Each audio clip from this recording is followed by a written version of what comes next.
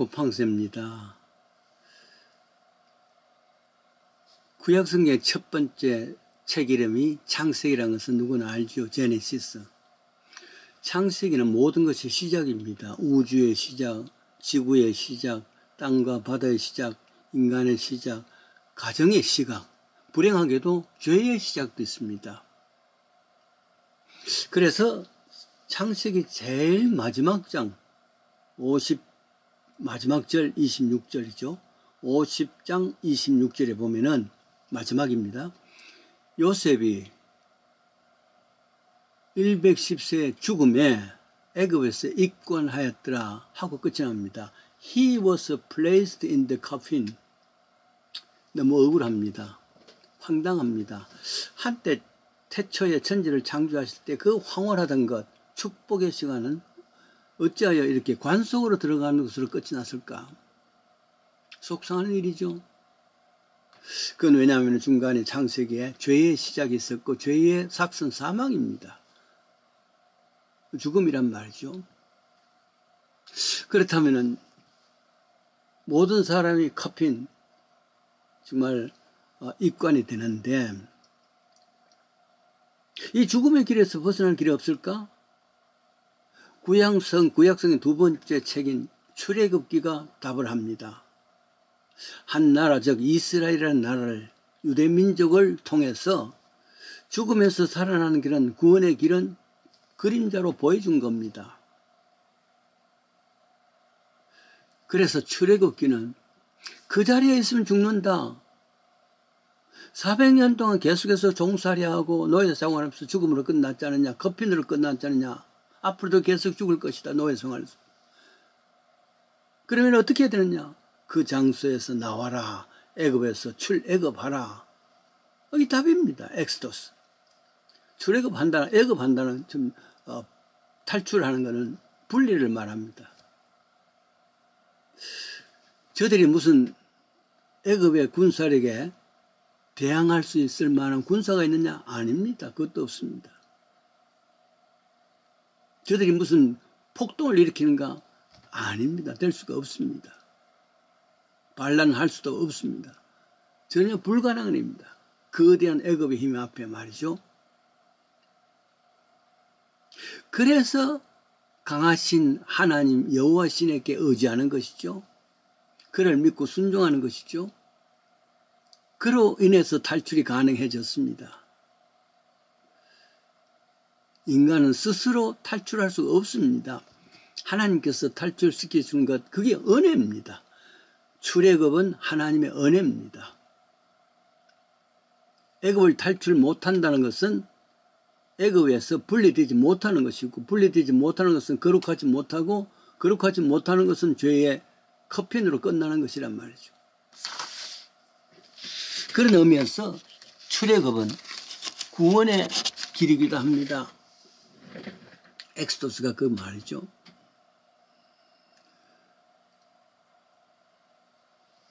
이 과정에서 지금 우리 삶의 과정이기도 합니다.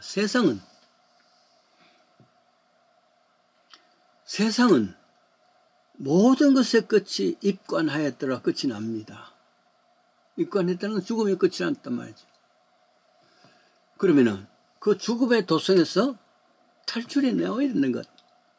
세상의 삶의 기준에서 하나님의 삶의 기준으로 탈출해 나오는 것. 그게 믿음의 길이고 그게 엑스도스란 말이에요. 그게 사는 길입니다. 그런데 그거는 우리 힘으로 할 수 없는 것이죠. 하나님 해 주셔야 됩니다. 그래서 하나님 은혜입니다. 믿음의 삶이란 것은 하나님 은혜 가운데서 죄악에서 구별돼 나와서 거룩한 크리스찬의 삶을 사는 겁니다. 그러기 위해서는 세상과는 같이 떠내려가지 아니하고 세상과는 거슬러 올라가 구별된 삶을 사는 것이란 말이죠. 그러나 불행히도 인간은 스스로 거룩할 수가 없습니다. 스스로 탈출할 수가 없습니다. 왜냐? 죄 때문입니다. 그래서 스스로 할 수 없으니까 어떻게 할 것이냐? 그 답이요. 구약 성경의 세 번째 책인 레위기입니다. 레위기는 죄인된 인간이 어떻게 거룩할 수 있는가?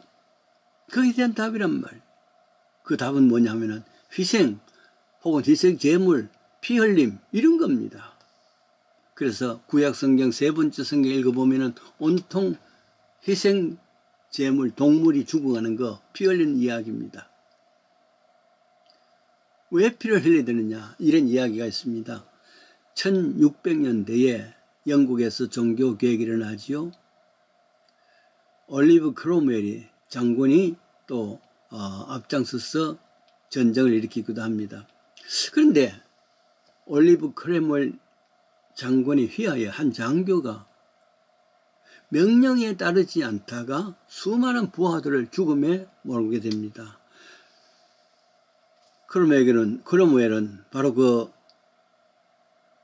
장교에게 책임을 물어서 사형을 언도를 합니다. 단두대를 준비합니다.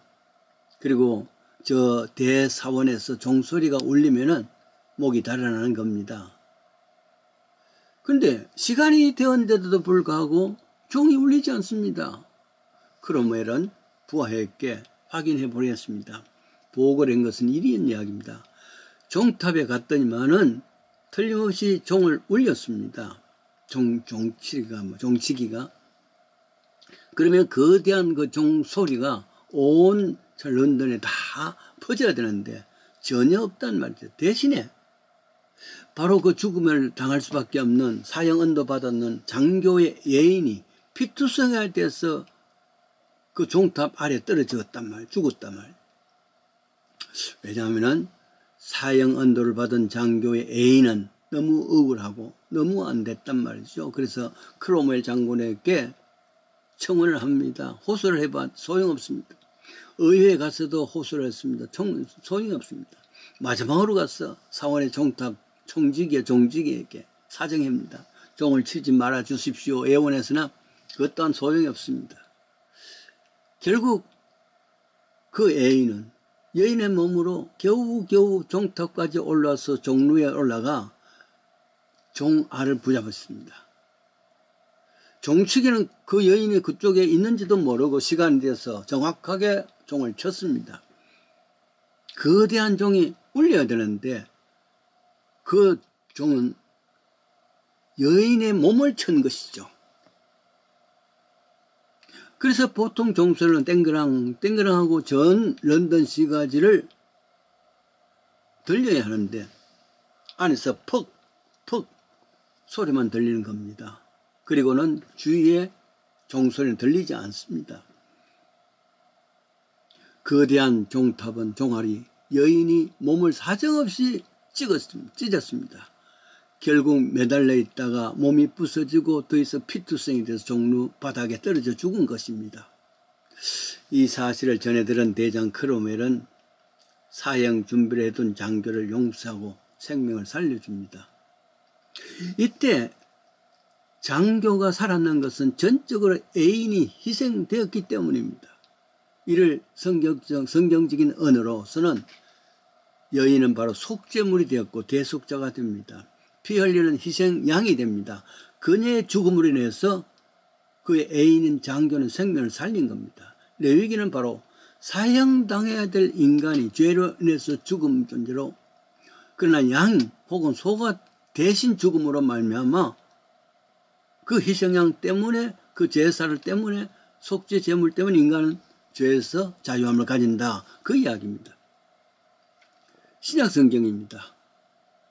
예수가 바로 그 희생양이란 말. 십자가에서 몸이 갈기갈기 찢어져 피 흘림으로 말미암아 그는 죽었지만 그것 때문에 온 인류가 생명으로 옮겼다는, 그게 우리 신학 사상입니다. 속죄함을 받은 신앙의 역사입니다. 또 이런 이야기 있잖아요. 비슷한 이야기. 갑자기 날씨가 영하로 내려갔습니다. 주인은 문들을 참 잘 문들을 철저히 잠그고 그렇게 단도를 했지만은 아침에 되자 엄마가 깜짝 놀랍니다. 베란다 밖에 새 장이 있었는데 이 세상이 이제야 생각났단 말이죠. 앞불사 하고 나와봤더니만은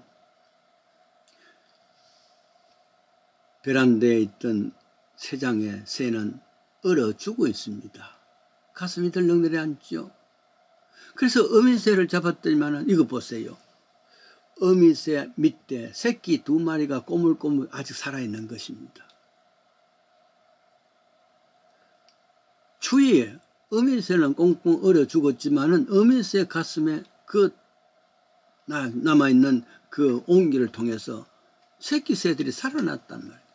그러니까 이럴 때에 새끼 새는 엄마의 속죄 제물로 인해서 두 새끼가 살았다는 그 죽음의 표현입니다. 엄마는, 어미새는 이 한파를 온몸으로 막아줬습니다.